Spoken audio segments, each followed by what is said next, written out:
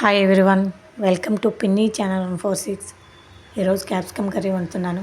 దానికోసం 4 క్యాప్సికమ్లు, ఓ పచ్చిమిరకాయ, 2 ఉల్లిపాయలు సన్నగా కోసుకుని కట్ చేసుకుని పక్కన పెట్టుకోవాలి. తర్వాత ఒక ప్యాన్ పెట్టుకోవాలి. దానిలో 1 స్పూన్ ధనియాలు, 1 స్పూన్ పల్లీలు వేసుకుని కొంచెం వేగనివ్వాలి. తర్వాత 1 స్పూన్ ధనియాలు వేసుకోవాలి.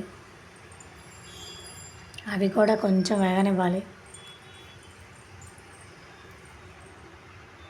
అవి వేగిన తర్వాత 2 స్పూన్ల నువ్వులు వేసుకోవాలి. అది కూడా కొంచెం వేగిన తర్వాత ఎండు కొబ్బరి ముక్కలు వేసుకోవాలండి. ఇప్పుడు నేను పొడి వేసుకున్నాను. కొబ్బరి ముక్కలు అయినా వేసుకోవచ్చు, పొడి అయినా వేసుకోవచ్చు. లైట్గా వేయించుకొని అవి చల్లారిన తర్వాత మిక్సీ పట్టుకుని కొంచెం నీళ్ళు పోసుకొని మిక్సీ పట్టుకొని పక్కన పెట్టుకోవాలి. తర్వాత ఒక ప్యాన్ పెట్టుకోవాలి. దాంట్లో 2 స్పూన్ల ఆయిల్ వేసుకుని ఆవాలు, జీలకర్ర, కరివేపాకు వేసుకుని ఎండుమిర్చి అవి వేగిన తర్వాత ఉల్లిపాయ వేసుకోవాలి.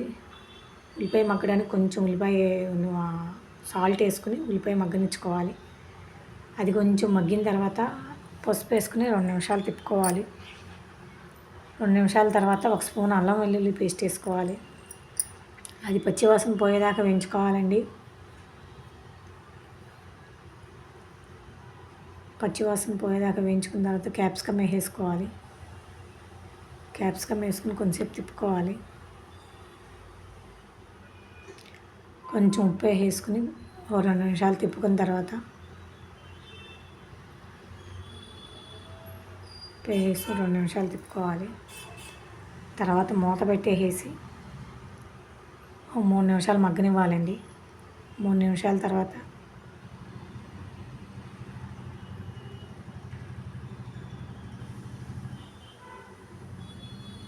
స్పూన్ కారం వేసుకోవాలి.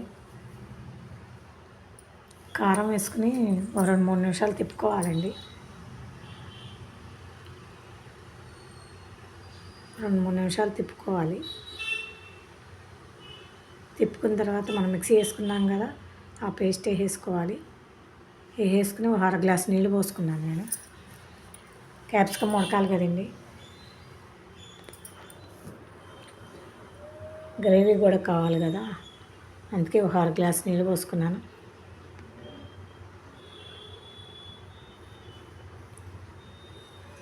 ఒక 1/2 గ్లాస్ నీళ్ళు పోసుకుని మూత పెట్టుకుని మగ్గనిచ్చుకోవాలి.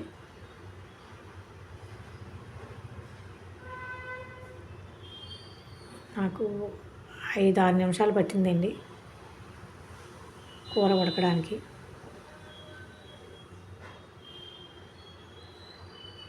అది మగ్గనివ్వాలి బాగా. ముక్క ఉడికిందో లేదో చూసుకోవాలి. తర్వాత కసూరి మేతి వేసుకున్నానండి. మీరు ఉంటే కసూరి మేతి లేదా కొత్తిమీర అయినా వేసుకోవచ్చు.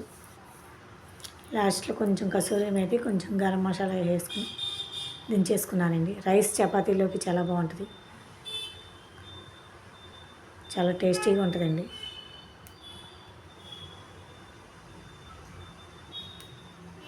అంతేనండి, అయిపోయింది క్యాప్సికమ్ కర్రీ. నచ్చితే లైక్ చేయండి.